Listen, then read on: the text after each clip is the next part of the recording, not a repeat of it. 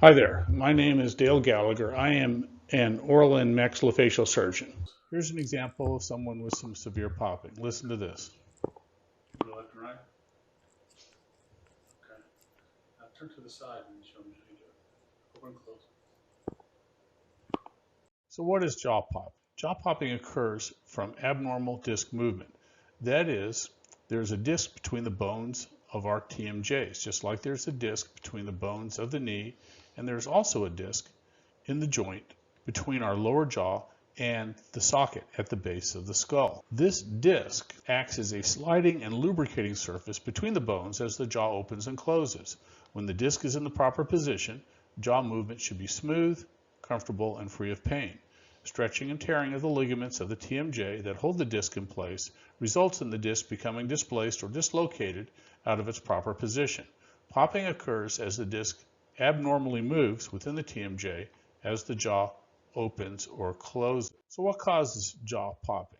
Jaw popping occurs when there has been damage to the disc and ligaments. Stated another way, a TMJ internal derangement, which is the term for disc and ligament damage, just means that the ligaments that secure the disc have been damaged and the disc is no longer in a stable position within the joint and may cause popping, pain, and difficulty moving the jaw.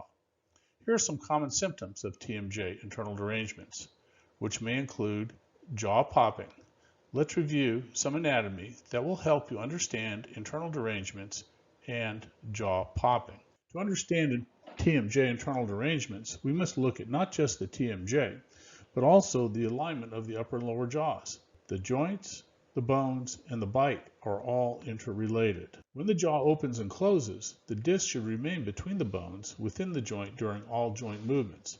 When the jaw closes and the upper and lower jaws come together, they should align, the teeth should properly mesh, and the disc should remain in the proper spot. Jaw opening should exceed 40 to 50 millimeters, and all movements should be smooth and free of pain.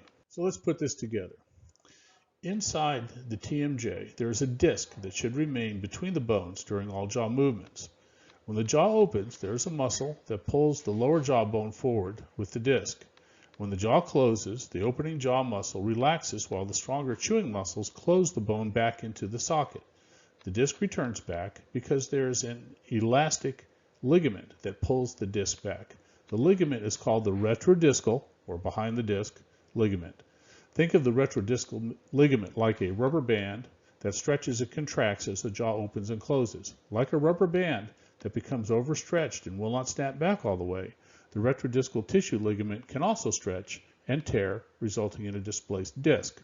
Jaw popping occurs when the disc becomes displaced and moves abnormally during jaw opening and closing.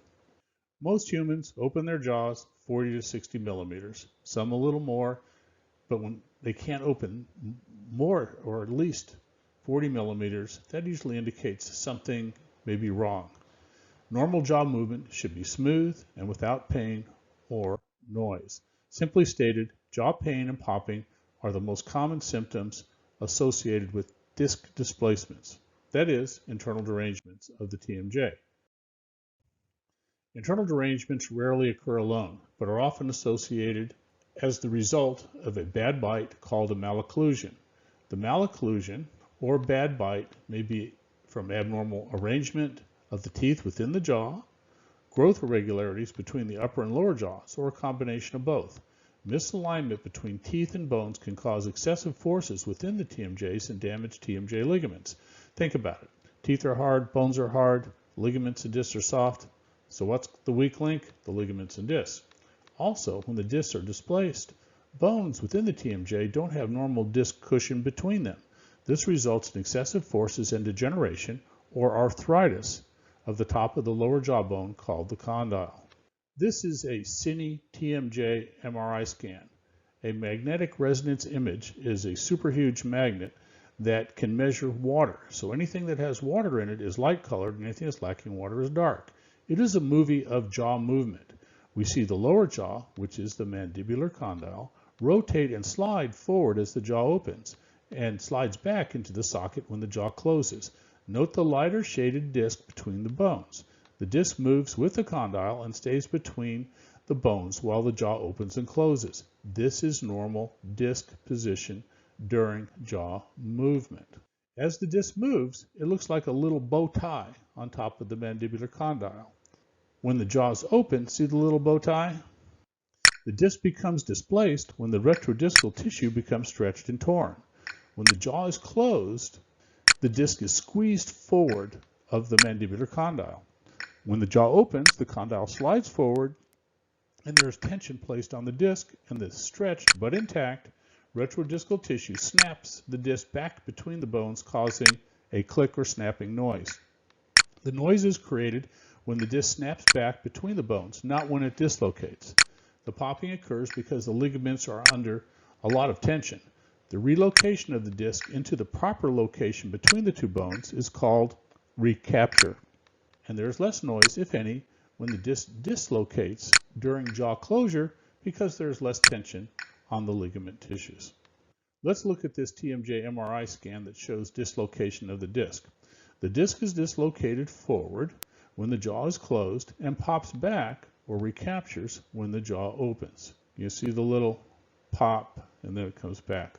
Don't forget, disc can roll around during jaw movements.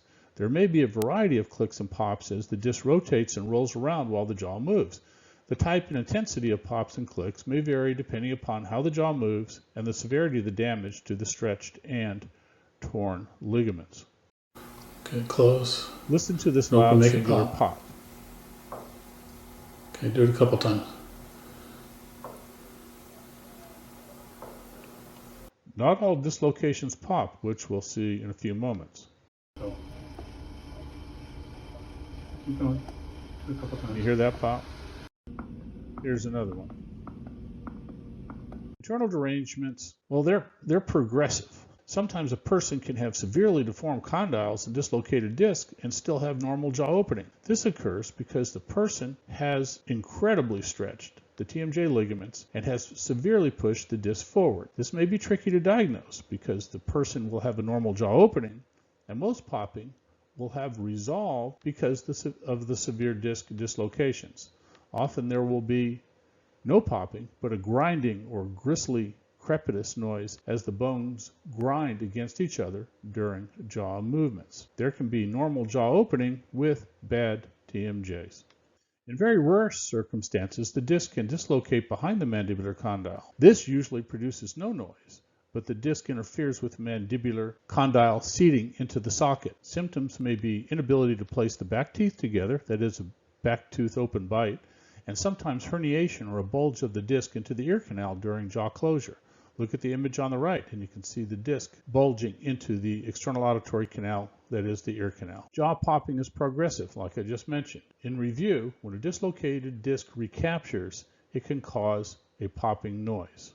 This dislocation with recapture usually has the following statements with it. Someone may say, my jaw pops when I move it and sometimes it hurts. This dislocation without recapture, meaning the disc is out of place and does not go back into position, someone may say, my jaw used to pop, but now I can't open it all the way and it hurts to chew. If a disc becomes dislocated without recapture and the bones wear through the soft tissues, there may be other symptoms. And someone may say, my jaw used to pop, but now I can't open it all the way, and now it hurts to move. So what do you do if you have a TMJ internal derangement? Firstly, learn the anatomy appropriate to your condition.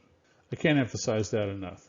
Next, don't aggravate your problem. Don't place excessive forces on your jaw. This means staying away from chewy and crunchy foods. Also avoid manipulation of your jaw. Manipulations cannot return a dislocated disc back into a functional, stable position. In fact, jaw manipulations can further damage problematic ligaments and make your condition worse. Most importantly, consult with a knowledgeable and experienced dentist or oral and maxillofacial surgeon. Now you know about jaw popping and a little bit more. I hope you have enjoyed this presentation, and hopefully it has helped you understand a little more about your TMJs. TMJ jaw problems are complex issues and treatment is highly individualized. It is very important that you learn about your TMJ and jaw issues so that you can make the best decisions for any future treatment you are considering. If you would like to learn more, check out my other presentations. Wishing you the best in health and happiness for your jaw.